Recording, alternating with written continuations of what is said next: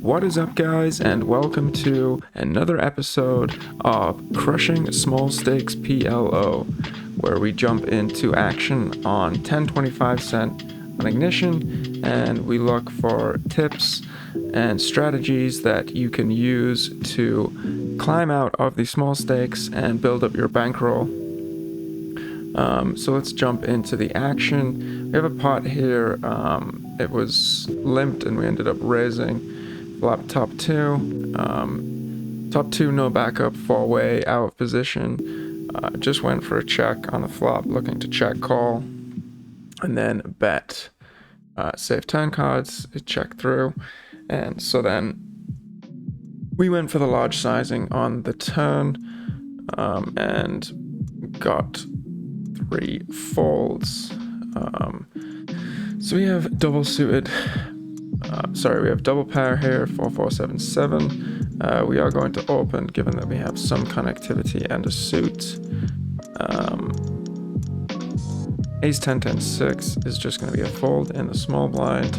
Could make an argument for playing against the min-raise is to potentially against a weaker player, but these are generally hands that you do not want to call out a small blind in such a high rake environment. Obviously calling it off here for 0.6 big blinds and drawing pretty thin.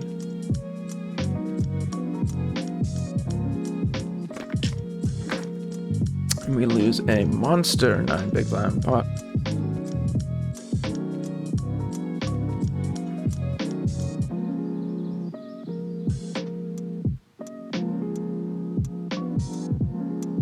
So again, throughout this series, we're really just going to look at some exploits that tend to work pretty well at the lower stakes.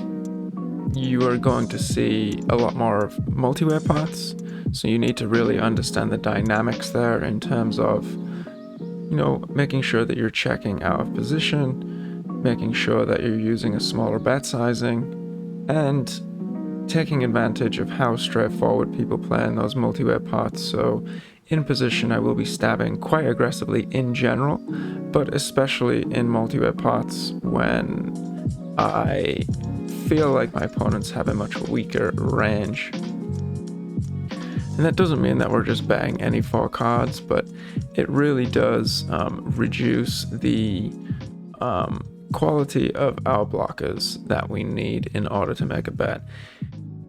Here, really just limping into the button to play against these weak ranges in position with a nutted hand.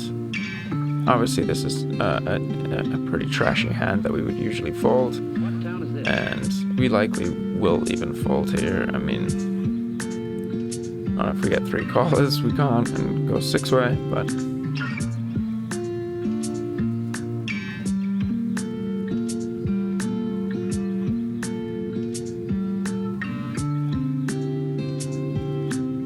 this is purely because we have some nuttiness going to the flop. This is actually kind of not the best overcall because this guy can basically jam any 4 cards for value now.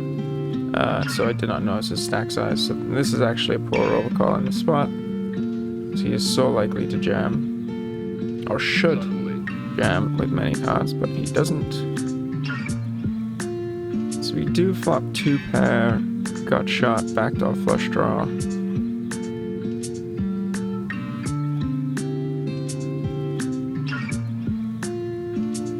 About 60 miles. And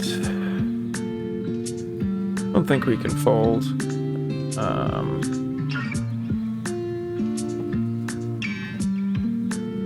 I mean, since these 2 are all in, there are certain turn cards that we could just fold, I guess. So we can just call some very bad turn cards. But I think we can't really fold here. That is one of the not great turn cards.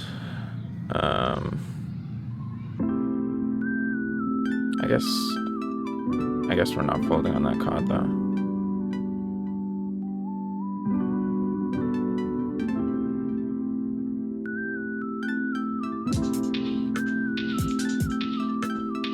And yeah, I think we had pretty good equity there.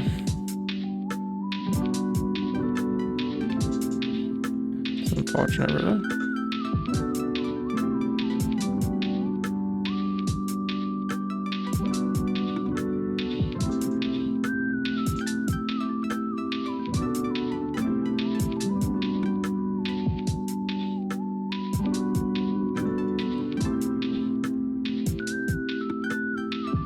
So let's look on the flop.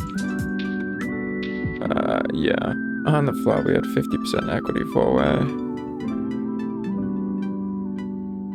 And yeah, I did have spades, but yeah, we had 50% equity four-way on the turn. So pretty good spot to get the money in. And relatively unfortunate river.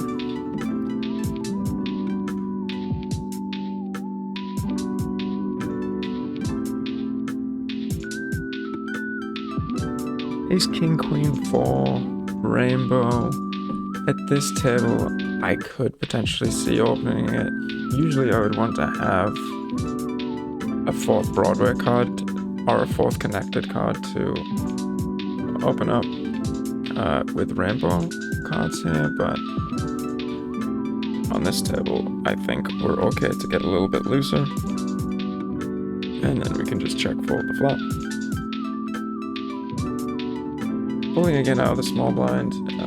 Big mistake that I see at this level and these stacks is people tend to have a calling range out of the small blind that is closer to a big blind calling range, and it's just not profitable to play that many pots out of position, especially when you're paying such high rec. And for those that don't know the rec structure on Ignition, at the very low stakes, it is extremely high. So at 10.25 cent, I'm seeing roughly 18 big blinds, 100. And we do river the nuts here, so just going to pot. Might get a call from two pair, or get raised by the same hand, most likely. There is a lower straight out there, and especially check down. So there is some value in raising here. Often, like when you get raised, when you have the nuts, like usually it just saves you on rec to call, but it's because this was checked down, and I have no idea who this player is.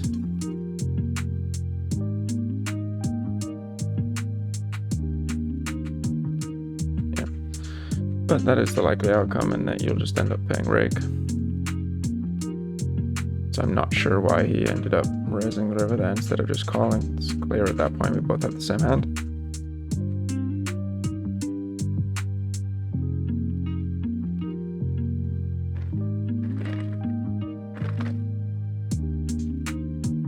Ace 8 10 deuce will be an open on the button, and we will be calling a 3-bet.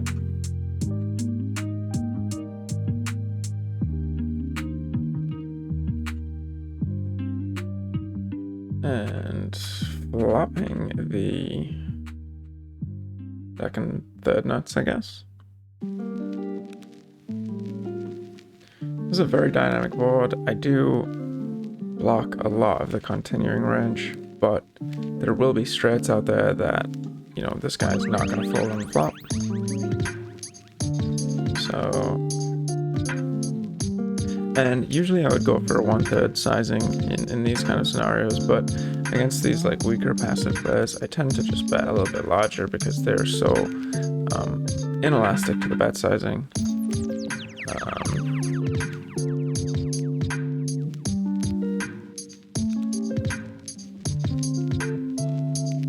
I think here I'll just go very small to let him continue his straights, and then we can comfortably jam the river.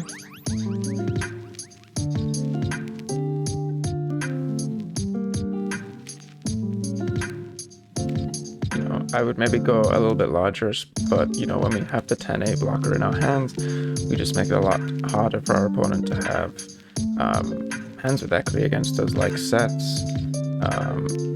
And even if he does have a set, we block a lot more of the outs.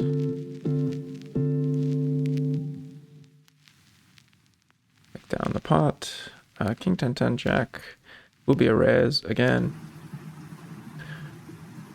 Versus a limp ahead of us, I kind of just look at this spot. Would I raise this hand in the cuff or an MP? And the answer to that is yes. So I am going to ISO raise. And block a club. We do block the straight. Very unlikely he has aces, obviously block kings. So there is some value in betting. There are some draws we can get value from.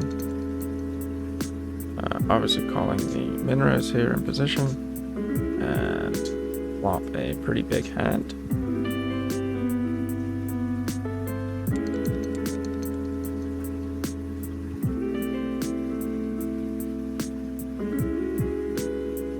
So this board obviously is going to be likely close to a range c-bet from the 3-better, or should be, but I never see people really have aces when they do the little min 3-bet pre-flop. So here, a likelier range could be like queens, like double suited rundowns, and it's going to be hard for him to continue. But at the same time, our hand is pretty vulnerable. And we do want to get some value from any sort of weak ace X hands or weaker flush draws. So I'm going to size down a little bit here. I would usually bet bigger. I just don't know what hands our opponent can call with. I don't think that he is check calling a set, especially when I have the ace and the king of spades. So I'm kind of ruling out boards here. So I'm going to continue betting small, just trying to get calls from flush draws. Flop 2-pair down here with an SPR of about 4. We get 3-bet and call with the aces. Dream scenario will obviously 4-bet. I'm just going to call here. 2-pair straight blocker diamond. We have a pretty good bluff catcher in position.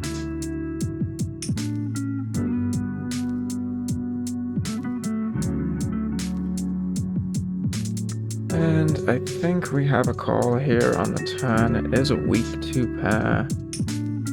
Obviously calling the all-in. And we are in pretty good shape until that is the river. Another value bet here is thin, blocking the ace and king spades. We'll just check and take it down. And I ended up timing out, which might be for the best. But there's so many draws out there that I think that we really do want to call that. And this was obviously very unfortunate to hit the 2 outer on the river. So not running too hot in the session.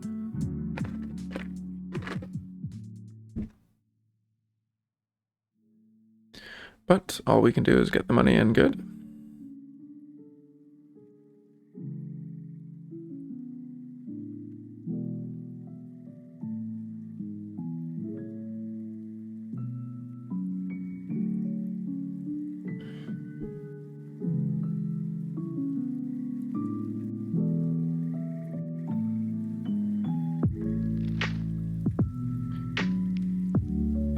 Under the gun, a hand like this, maybe to the 8, I would raise single suited.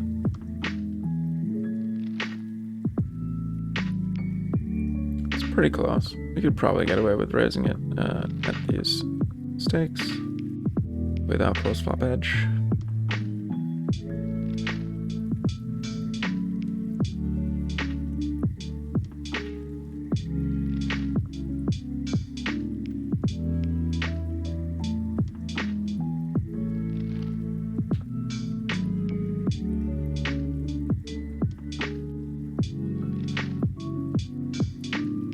One other thing that you can generally attack at these stakes a lot more than at higher stakes, and you should kind of keep doing until you find resistance, is when people are checking back.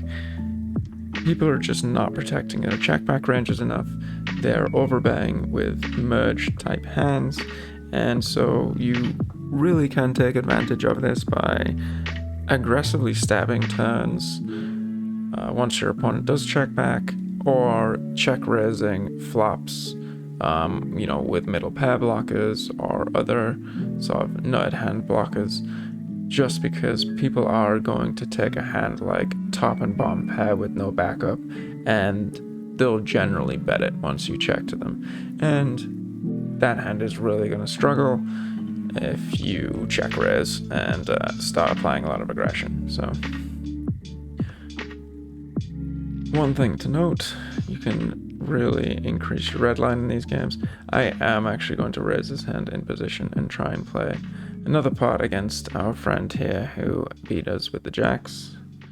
This is not revenge tilt, this is just trying to isolate a weaker player. This guy is a little bit short, but I don't think that we want to be folding this hand in position. Obviously not the ideal situation.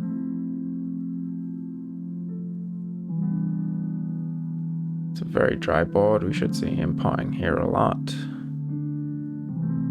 He does go ahead and pot. And I'm just going to fold here, just because it reopens the action, folding to a 3-bet here with our rainbow ace high hand against 3-bet. We're going to be crushed so much by his 3-betting range.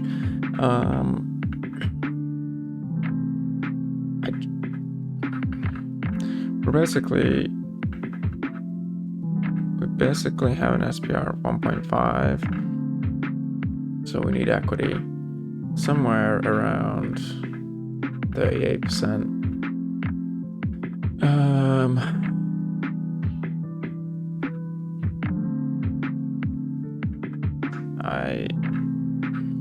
I think that it's not great. I think that we can jam. I think that it's tough now. I guess we can just fold. Realistically, we have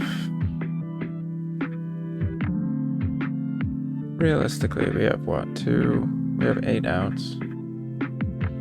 16%, very close. Yeah, I think we just saved the 22 big blinds.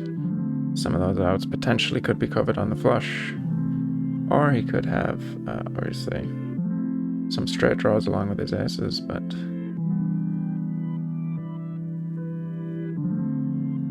maybe we should have just stacked off on the flop.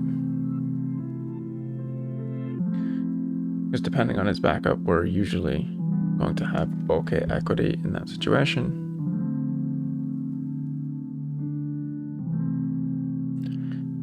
And we just have a gut shot here, so I'm just going to fold.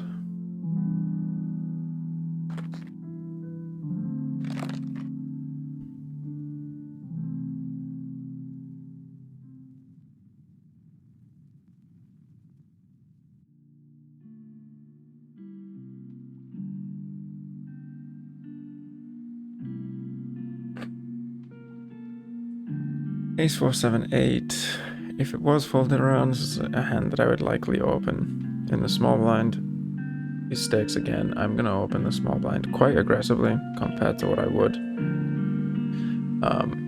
at higher stakes. Obviously, with raises and calls ahead, this is a hand that we're folding, but at higher stakes, there will be some limping ranges that develop, and so you can mix up your hand classes, but at these stakes, you really just want to play a fold or raise strategy out of the small blind, which is probably going to get your raise percentage somewhere around 35-40% if you were looking at it from a GTO basis. And then if you look at either overfolding, under defending from the big blind, or just generally weaker play in small blind, big blind spots that people are less familiar playing with, I think you can increase that frequency to closer to 50%, which is probably why I play at these sticks, and I'm much more aggressive out of the small blind than I would be at a 2-5 game. So we flop 2 pair on a rainbow board with a backdoor, no flush draw. This will be a hand that I will bet. He leads for half pot. So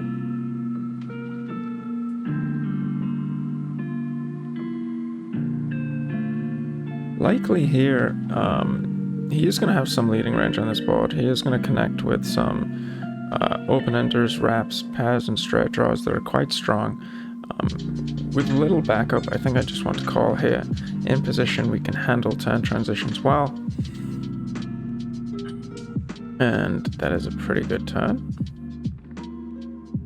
Unless we did run into a set, but often people tend to bet larger with a set out of position.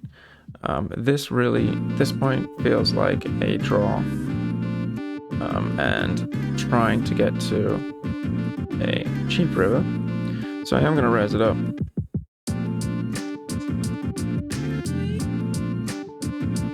And then obviously play very cautiously on straightening rivers. So folding. You see the call. And the thing is, like, this is likely a value bet. The question is just what's he gonna call with? Like, I'm very sure. Maybe he has pair and a straight draw that he finds a hero call with for like quarter pot. Maybe. This is quite thin. Yeah.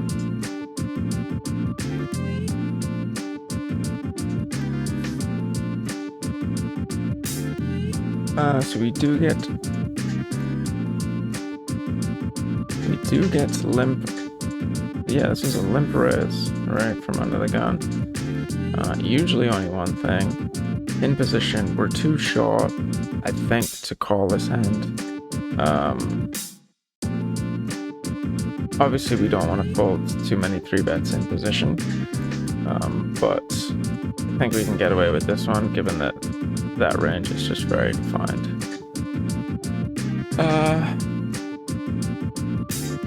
2-pair and a gut shot over here, and 2-pair and flush draw on the bottom right.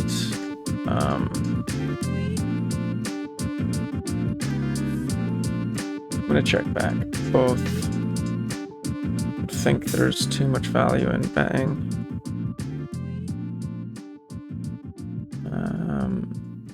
We do get the pot size lead on the turn. Yeah, again, well, this guy's pretty short. We can just fold. With the ace of hearts and 2-pair blocker, I am actually inclined to bet at this pot. And I am going to call here with the overpair, no diamonds, and play some turn rivers. Jack 5, 2 callers behind, rainbow board.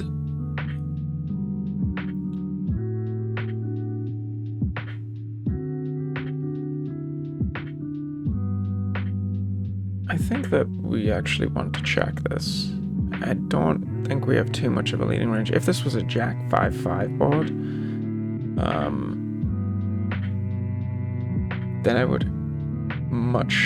have a much higher lead frequency. And this guy bets pot. It's a tricky spot now into 3 people, relatively passive player. On the bottom right, block a 6, we block spades, but we do unblock diamonds. Small bet, ace king, blocking the straight. expect to lose. Yeah, pocket nines. That makes sense. I'm actually going to fold here. Haven't seen much aggression from that player yet. This is maybe a little bit loose. Maybe we want to be double suited here.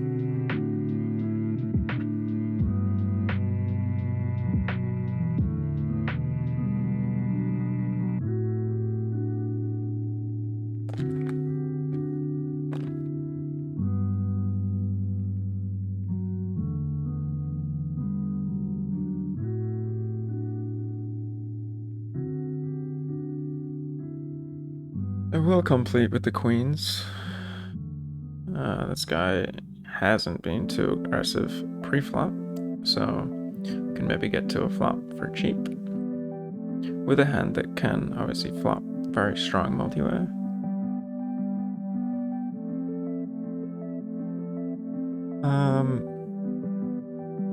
This board 5-way, it's just too dynamic to take a stab at.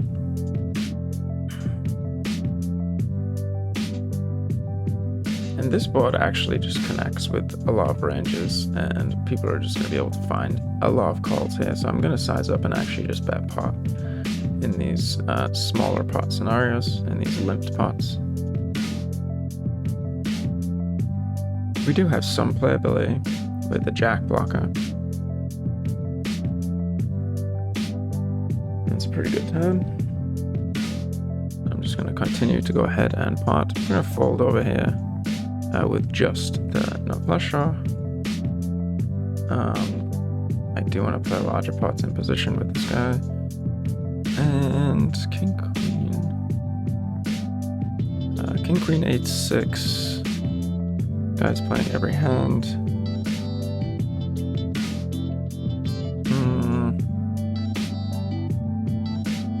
So here.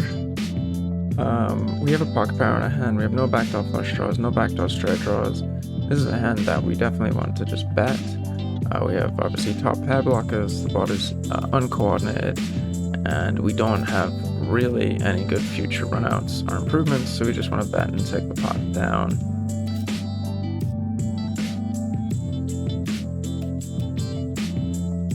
With no 3-betting behind, this guy's a little bit short, which makes it worse, but I do want to call and play against this guy in position with a hand like this.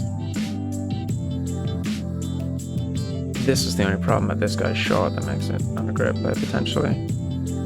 But it's all good when you flop grips in the nut flush draw. Let's see if we run into some kings here.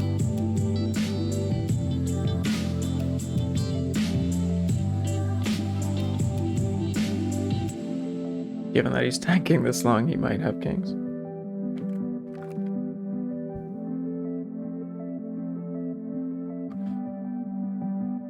So we do unblock the king, but we do block the nut flush draw. We also unblock 10 jack queen, so I think there is value in bang.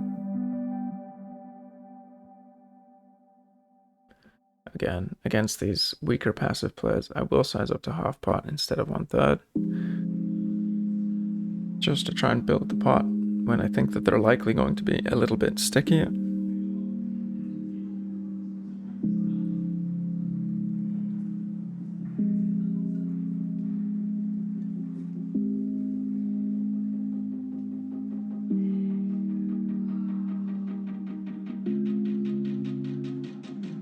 Hand is just too disconnected to call. I mean, trip suited to the ace, you can start thinking about it, but you know, you want to think about when you're considering pre-flop ranges, you want to think about nuttiness, the smoothness of your hand, high pair power, and this doesn't really achieve many of those factors. We got a lot of gaps, not too much connectedness, and we don't have the nut suit, so we can just fold that, even though it is a very profitable position, playing in position against this guy. Tempted to limp in here, but again, these are hands that can be deceiving.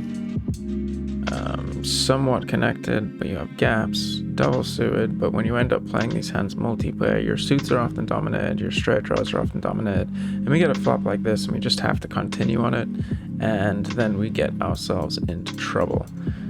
This could be a good spot to 4-bet.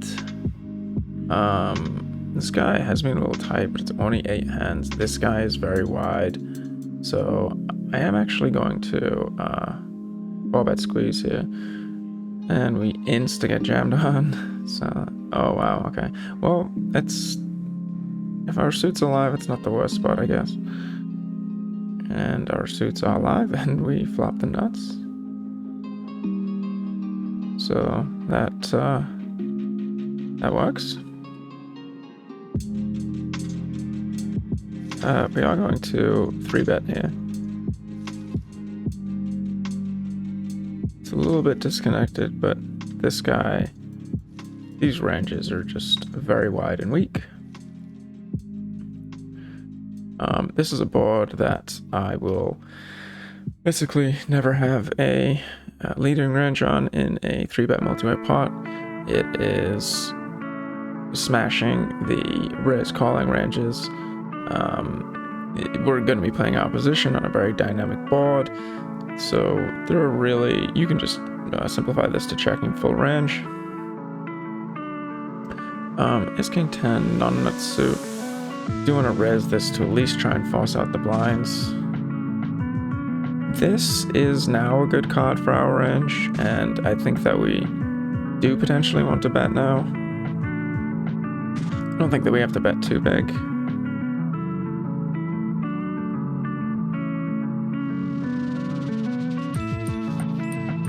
Maybe even bet a third, to be honest.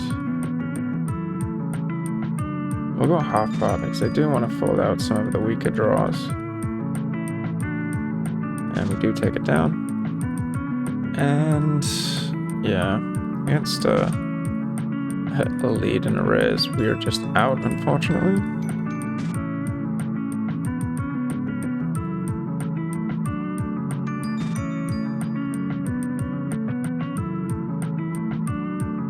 Ace Queen Jack Deuce. Why not? We are winding down the session, so we're gonna make these our last couple hands. We are gonna obviously 3-bet with the aces and look to just get it in against this 25 big blind player. And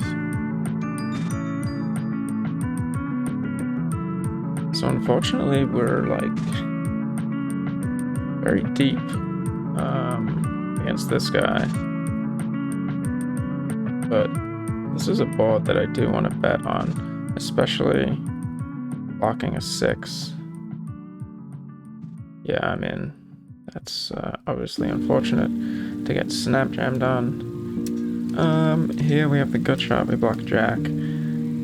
It's still a board out of position that I'm going to check at a relatively high frequency, and unfortunately, we just have to fold here. I mean, our range is basically nearly always aces, and so when he snap jams, you know, I don't see him doing this with kings, and they both have mate. So that is fun. Now on the turn, I think we can check call the turn if need be. And he was just snap checking down. And I think that we can just check call, or just it'll get checked down anyway. In those situations, I mean, if I didn't have a jack there, obviously I'm betting at 100% frequency.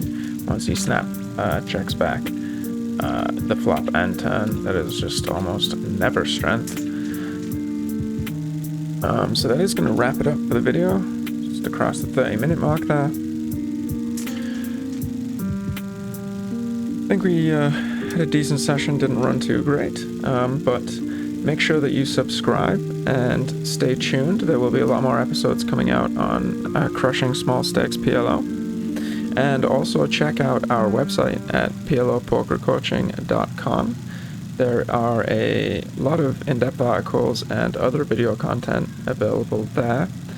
And you can also get a free 30-minute coaching consultation where we will evaluate your game and put together a strategy for you in terms of how to improve and move forward to advance your Pot Limit Omaha skills.